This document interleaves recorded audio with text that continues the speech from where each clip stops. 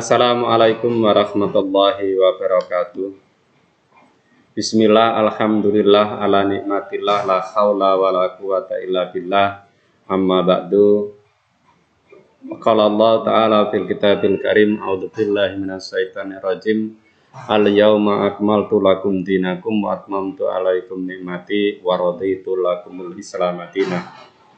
Al ayah sadaqallahul azim. Anak-anakku yang saya cintai, anak-anakku yang dirahmati oleh Allah, serta anak-anakku peserta siswa-siswi peserta MPLS yang dirahmati oleh Allah. Sebelumnya marilah kita panjatkan puji syukur kepada Allah Subhanahu wa taala dengan ucapan hamdalah alhamdulillahirabbil alamin.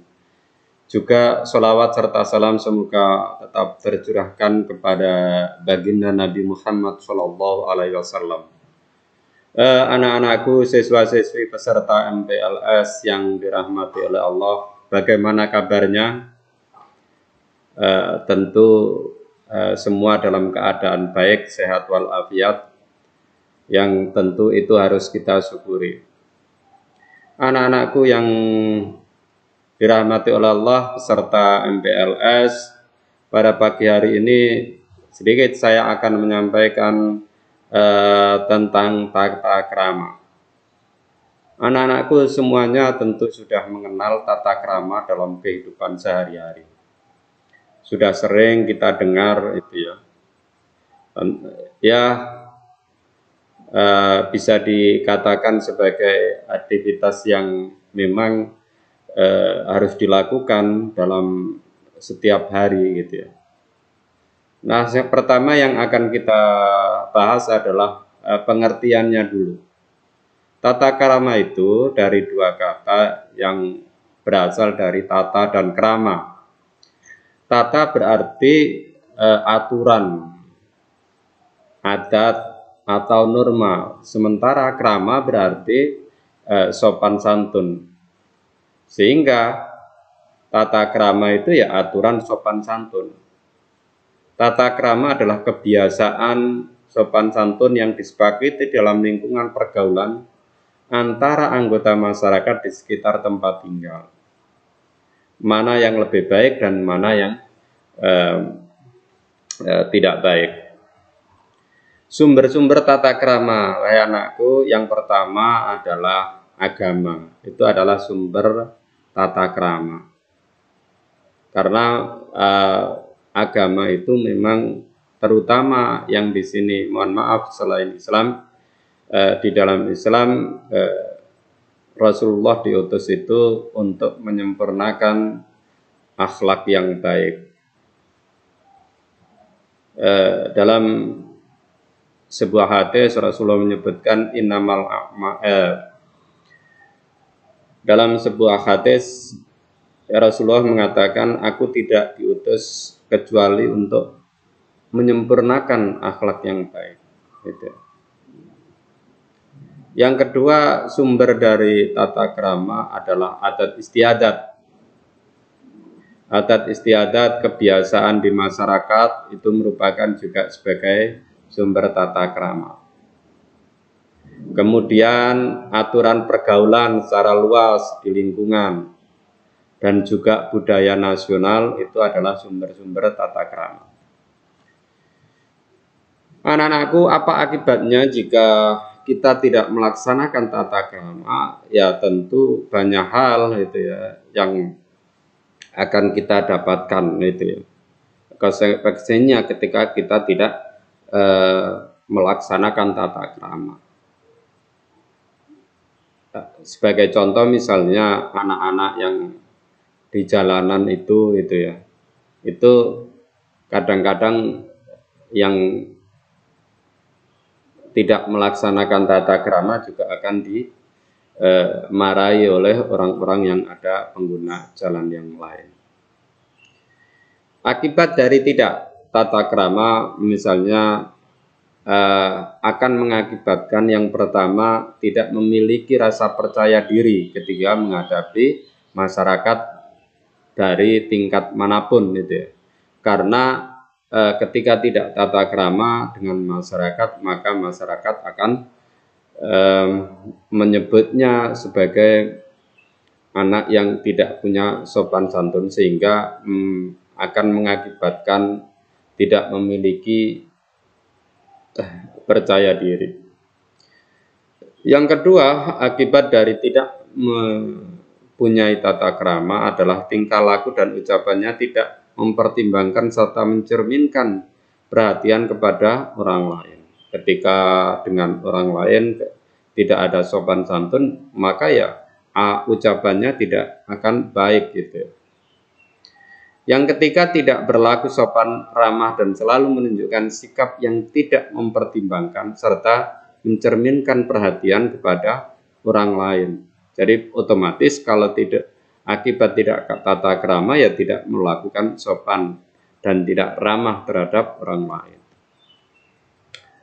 Kemudian juga tidak bisa menguasai diri sendiri akibatnya, yang selalu berusaha menyinggung, mengganggu, menyakiti perasaan orang lain, dan ini tentu akan berakibat yang tidak baik juga, seperti tawuran dan lain-lain.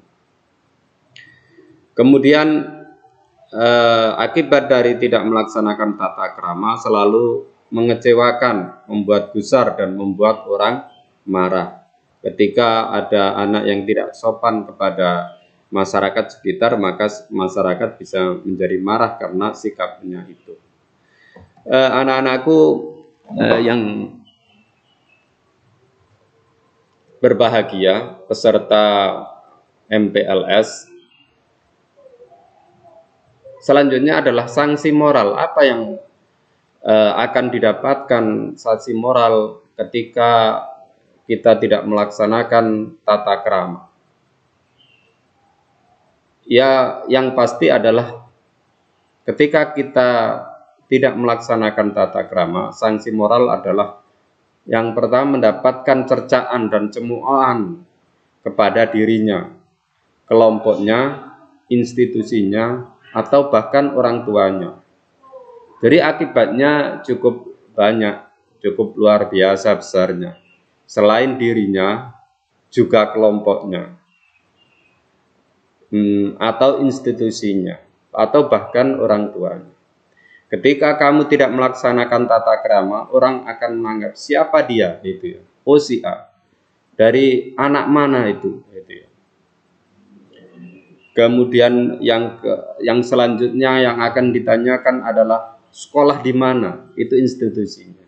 Atau bahkan anak esopo, itu adalah orang tuanya. Maka akibat tidak melaksanakan tata krama, sungguh sanksi moral itu besar sekali akan menimpanya. Maka itu dalam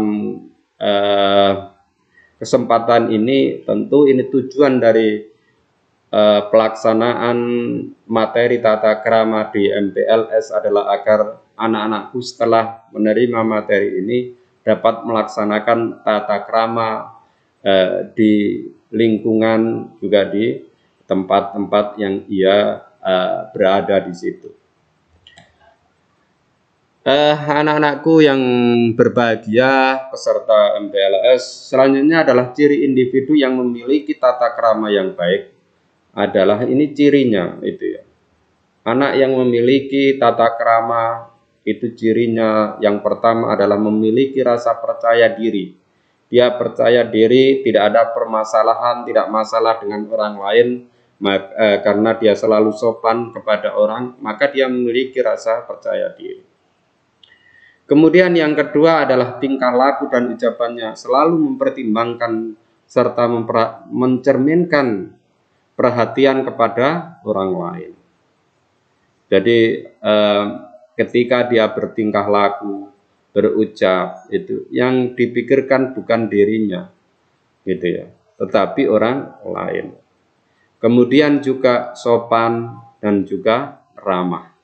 Itu ciri dari individu. Ketika bertemu temannya, maka yang disapa ucapannya adalah ucapan yang baik, gitu ya. Wahai Ahmad, gitu ya. Wahai Fulan, gitu, yang dipanggil. ketika juga bergurau juga seperti itu gitu ya. Ucapan-ucapan yang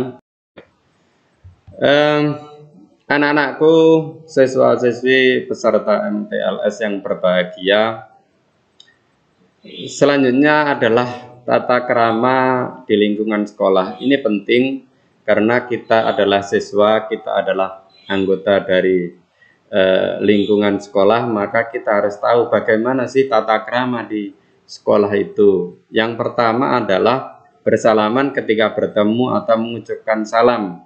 Ini terutama adalah kepada siswa kepada guru, laki-laki dengan laki-laki dan perempuan dengan perempuan. Namun di dalam kondisi pandemi COVID seperti saat ini, untuk bersalaman ketika bertemu belum bisa dilaksanakan tata krama ini, dan tidak harus dilaksanakan bersalaman ketika bertemu. Yang kedua adalah memperhatikan dengan penuh kesungguhan ketika guru menjelaskan. Ini adalah hal yang sangat penting di dalam kegiatan proses belajar mengajar. Sebagai pintar apapun gitu ya, kalian itu di dalam bersekolah mempunyai intelijensi yang tinggi, tetapi ketika tidak memperhatikan penjelasan yang dilaksanakan guru ketika pembelajaran, maka kalian dianggap tidak melaksanakan tata krama, dan ini akan menjadikan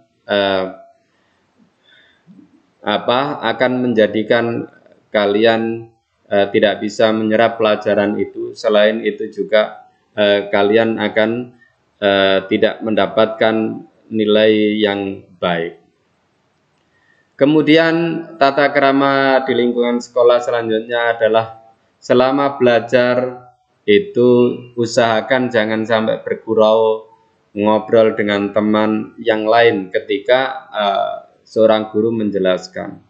Karena ketika kalian bergurau atau ngobrol dengan teman yang lain, maka kalian tidak akan konsen dan juga tidak akan bisa menyerap pelajaran yang disampaikan oleh guru. Anak-anakku yang dirahmati Allah, selanjutnya adalah pelaksanaan tata krama di sekolah itu seharusnya adalah jadikanlah gurumu sebagai orang yang engkau muliakan, gitu. Menghargai dan hormati dan bersikaplah lemah lembut kepada beliau. Kenapa? Karena gurumu adalah orang tuamu ketika di sekolah, gitu. Jadi orang tuamu, gurumu lah yang memberikan ilmu. Maka agar ilmu kalian itu bermanfaat, agar ilmu kalian itu dapat berguna, haruslah kalian itu memuliakan guru. Kemudian tata krama di sekolah selanjutnya adalah bersikap sopan santun pada guru, baik ketika sedang berbicara maupun bertanya. Ketika berbicara kalian menggunakan bahasa yang baik, yaitu bahasa Indonesia atau bahasa tata krama atau bahasa Jawa, bukan dengan berbicara keras dan mengukuh. Itu adalah sikap yang tidak mempunyai tata krama. Kemudian tata krama di sekolah yang selanjutnya adalah selalu menghormati guru dimanapun dan kapanpun, meskipun terkadang guru membuat kita jengkel. Anak-anakku, bahwa guru itu memang itu ya orang tua kalian di sekolah, maka bisa jadi kalian tidak menyukai atau merasa jengkel, tetapi itu tidak boleh menghilangkan tata krama kalian di sekolah. Kalian harus tetap melaksanakan tata krama dengan selalu menghormati guru itu, karena guru itulah yang memberikan memanfaatkan kalian ilmu. Selanjutnya adalah selalu berpikir jika yang guru lakukan adalah untuk kebaikan kita. Ini adalah berpikir positif, gitu ya. Bahwa guru di sekolah itu tidak ada yang menginginkan keburukan kalian. Pasti guru-guru yang ada di sekolah itu menginginkan kebaikan kalian. Maka hendaklah kalian berpikir positif bahwa apa yang dilakukan guru itu adalah untuk kebaikan kalian juga. Lalu selanjutnya adalah tata krama di lingkungan masyarakat. Gitu. Apa saja tata krama di lingkungan masyarakat? Yang pertama, anakku, adalah yang perlu kalian lakukan saling tolong-menolong di antara anggota masyarakat itu. Mungkin dengan saudara, dengan tetangga, dan dengan masyarakat sekitar. Itu harus saling tolong-menolong. Kalau ada yang kesusahan, gitu ya, maka kalian menolongnya. Kalau mereka minta tolong, kalian juga membantunya. Kemudian di lingkungan masyarakat, tata krama yang lain selanjutnya adalah menghormati, saling menghormati atau menghormati yang lebih tua. Jadi sebagai anggota masyarakat, kewajiban yang muda kepada yang tua adalah menghormati. Sementara kewajiban yang tua kepada yang muda adalah menyayangi. Itu adalah tata krama di dalam lingkungan masyarakat. Kalau kita berbicara dengan orang yang lebih tua, maka seharusnya kita menghormatinya karena dia usianya lebih tua. Kalau kita berbicara dengan yang lebih muda, mungkin anak kecil itu, maka kita harus menyayanginya. Karena itulah tata krama terhadap lingkungan masyarakat.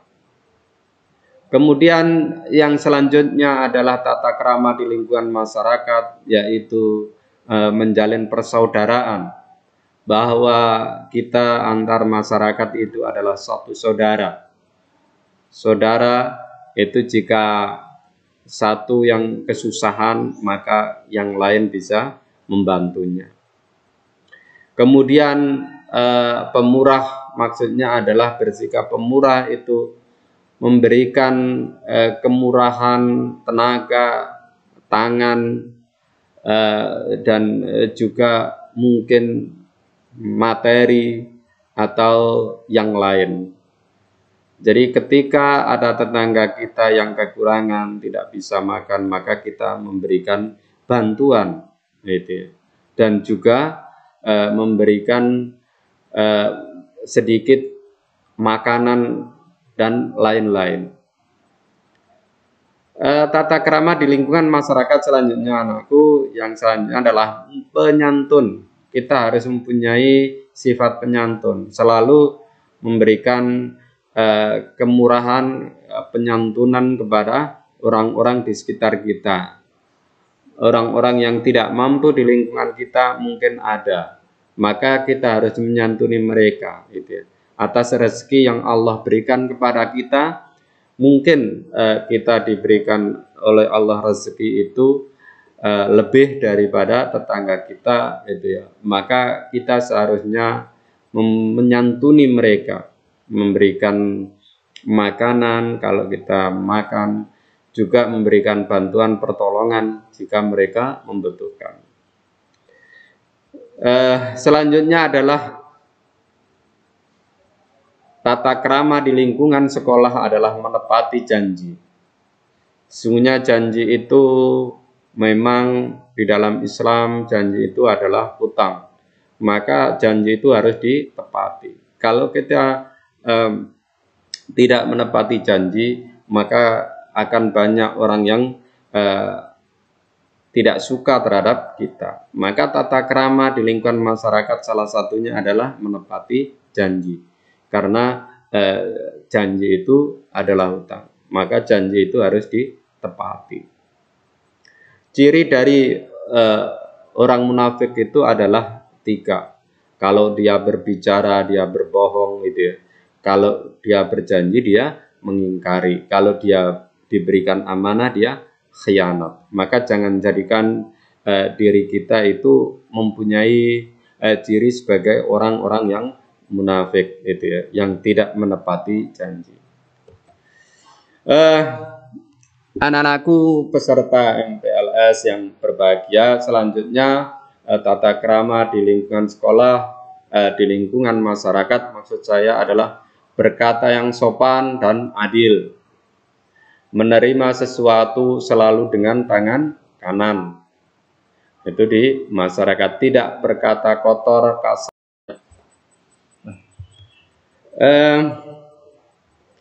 Anak-anakku peserta MPLS yang berbahagia, selanjutnya adalah tata krama pergaulan antara laki-laki dan perempuan. Dan ini sangat penting karena inilah tata krama yang harus kita pegang di dalam pergaulan antara laki-laki dan perempuan. Yang pertama adalah menutup aurat. Tata krama dari laki-laki dan perempuan ketika menutup aurat, batas auratnya tentu berbeda. Kalau laki-laki itu dari pusar sampai ke lutut, itu adalah aurat bagi laki-laki. Tetapi bukan berarti kemudian kita selalu memakai celana pendek itu ya di dalam kehidupan sehari-hari. Tetapi bahwa kita harus juga sabar memakai baju dan juga celana yang sampai kepada lutut. Itu adalah tata krama ketika menutup aurat. Kemudian aurat perempuan itu adalah seluruh tubuh kecuali muka dan telapak tangan.